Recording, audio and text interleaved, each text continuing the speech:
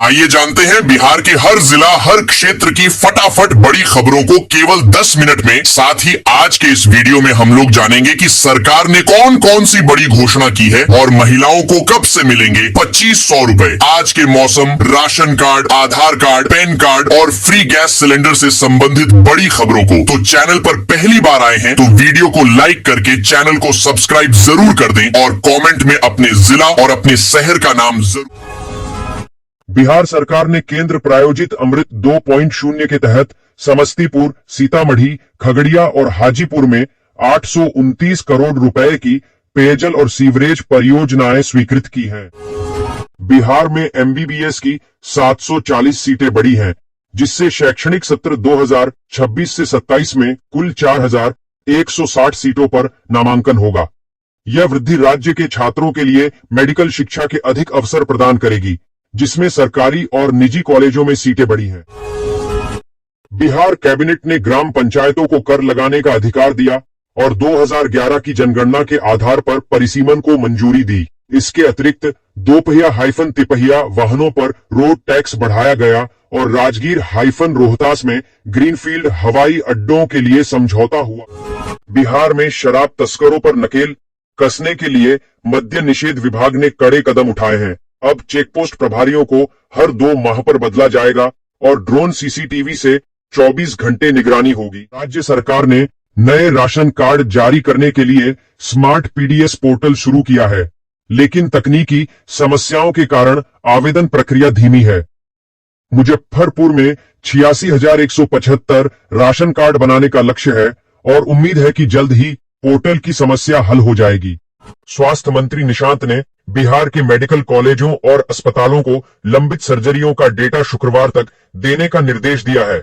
अब आईआईएम्स और मेदांता जैसे संस्थान मिलकर विशेष अभियान चलाकर मरीजों की पेंडिंग सर्जरी पूरी करेंगे।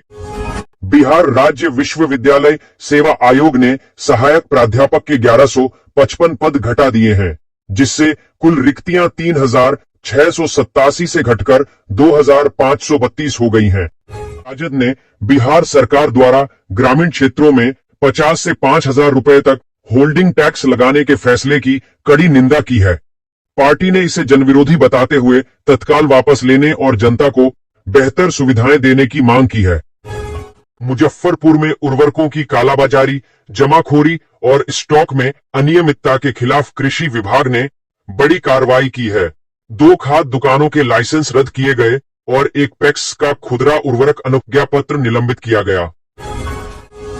बिहार सरकार ने इलेक्ट्रिक वाहनों की खरीद को बढ़ावा देने और पर्यावरण अनुकूल रोजगार सृजित करने के लिए मुख्यमंत्री पर्यावरण अनुकूल परिवहन रोजगार योजना शुरू की है। अब परिवहन विभाग की वेबसाइट पर ऑनलाइन आवेदन कर तिपहिया, 2 पहिया और 4 पहिया वाहनों पर ₹1 लाख तक की सब्सिडी प्राप्त की जा सकती है।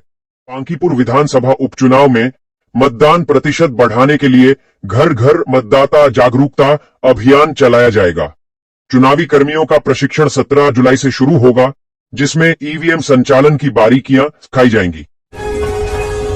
बिहार में अब 6300 किमी लंबे राष्ट्रीय राजमार्गों पर यातायात पुलिस की कड़ी निगरानी रहेगी, जिसके लिए 58 नए इंटरसेप्टर वाहन मिलने वाले हैं। रेलवे बोर्ड ने सेवानिवृत्त और दिव्यांग रेल कर्मियों के लिए पास जारी करने की नई व्यवस्था स्पष्ट की है। अब HRMS के माध्यम से पास जारी होंगे। तकनीकी समस्या पर मैनुअल विकल्प भी उपलब्ध रहेगा। राजधानी पटना सहित बिहार के कई हिस्सों में बादलों की आवाजाही और उमस के साथ हल्की वर्षा जारी रहेगी। मौसम विभाग ने दरभंगा और मुजफ्फरपुर में भारी वर्षा की चेतावनी जारी की है, जबकि सिवान के महाराजगंज में सर्वाधिक वर्षा दर्ज की गई। बिहार सरकार युवाओं को रोजगारोन्मुख बनाने के लिए व्यावसायिक शिक्षा और कौशल प्रशिक्षण की गुणवत्ता बढ़ाएगी। इसके तहत आईआईएम जैसे प्रमुख संस्थानों के मॉडल पर नए प्रोफेशनल कोर्स तैयार किए जाएंगे। बिहार कैबिनेट ने 25 प्रस्तावों को मंजूरी दी, जिनमें पंचायतों का नया परिसीमन, आय बढ़ाने के अधिकार और मोटर वाहन कर में संशोधन शामिल हैं। साथ ही राजगीर और रोहतास कैमूर में नए ग्रीनफील्ड हवाई अड्डों के निर्माण की दिशा में भी अहम निर्णय लिए गए। मुख्यमंत्री सम्राट चौधरी ने बिहार में डिजिटल शिक्षा और स्मार्ट क्लास का शुभारंभ किया, जिससे गांवों तक गुणवत्तापूर्ण शिक्षा पहुंचेगी। पटना के स्कूलों में मुफ्त जेईई और नीट कोचिंग शुरू की गई है। बिहार सरकार ने राज्य में मल्टी इंजन उड़ान प्रशिक्षण शुरू करने का निर्णय लिया है, जिससे बिहार उड्डयन संस्थान के प्रशिक्षुओं को अब यहीं उन्नत प्रशिक्षण मिल सकेगा। इस पहल से छात्रों का समय और खर्च बचेगा। म्यूचुअल फंड निवेश बढ़ रहा है, जिसमें बिहार और उत्तर प्रदेश के निवेशक इक्विटी फंड को प्राथमिकता दे रहे हैं, जबकि महाराष्ट्र जैसे राज्य डेट फंड में निवेश कर रहे हैं। पटना में इस्कॉन मंदिर से निकली भगवान जगन्नाथ की भव्य रथ यात्रा ने पूरे शहर को भक्तिमय कर दिया, जिसका शुभारंभ मुख्यमंत्री सम्राट चौधरी ने रथ खींचकर किया। यह यात्रा भक्ति, संस्कृति और सामाजिक एकता का प्रतीक बन। बिहार विधानसभा चुनाव के बाद मुजफ्फरपुर में मतदाता सूची अपडेट में अनियमितताएं सामने आई हैं, जहां कई बूथों पर फॉर्म शोज के रिकॉर्ड आवेदन स्वीकृत हुए। राज्य निर्वाचन विभाग की आपत्ति के बाद डीएम ने सख्त निर्देश दिए और 24 जुलाई को उच्च स्तरीय समीक्षा बैठक बुलाई है।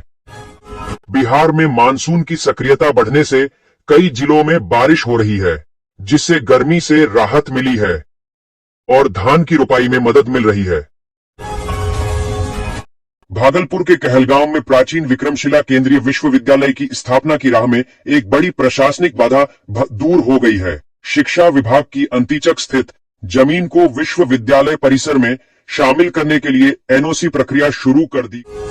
बिहार प्रशासनिक सेवा के 7 अधिकारियों के तबादलों में बदलाव किया गया है, जिसकी अधिसूचना सामान्य प्रशासन विभाग ने जारी की। इनमें कुछ अधिकारियों का पूर्व का स्थानांतरण रद्द कर नई जगह पदस्थापित किया गया है, जबकि कुछ को अतिरिक्त प्रभार मिला है। राजस्व एवं भूमि सुधार विभाग ने बेतिया राज की 7272.16 एकड़ जमीन के अधिग्रहण की प्रक्रिया शुरू कर दी है। यह जमीन पटना, गोपालगंज, सारण, सिवान, पूर्वी और पश्चिमी चंपारण सहित 6 जिलों में है। पटना नगर निगम वर्षा जल संचयन अपनाने वाले संपत्ति धारकों को संपत्ति कर में 5% की छूट दे रहा है।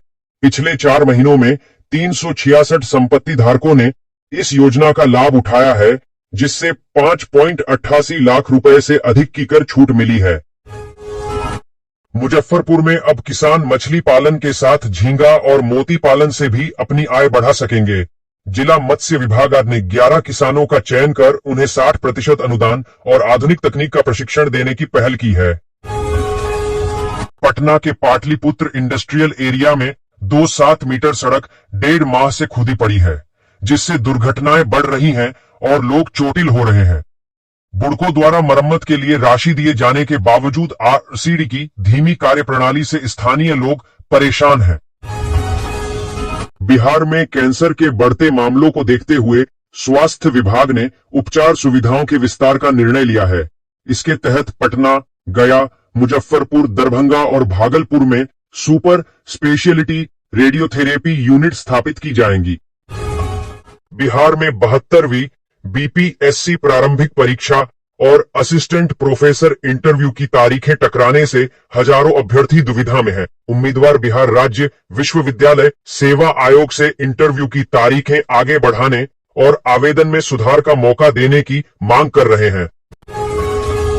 जनसुराज से जुड़े कई प्रमुख नेताओं और कार्यकर्ताओं ने पटना में भाजपा की सदस्यता ग्रहण की है। बांकीपुर उपचुनाव से पहले हुए इस घटनाक्रम से भाजपा को संगठनात्मक मजबूती मिलने की उम्मीद है। बिहार में नए एक्सप्रेसवे परियोजनाओं के लिए भूमि अधिग्रहण की प्रक्रिया धीमी है, जिससे निर्माण कार्य में देरी हो रही है। रक्सौल हल्दिया, पटना, पूर्णिया और आमस दरभंगा जैसे कई महत्वपूर्ण प्रोजेक्ट अभी भी जमीन अधिग्रहण के मुद्दों से जूझ रहे हैं।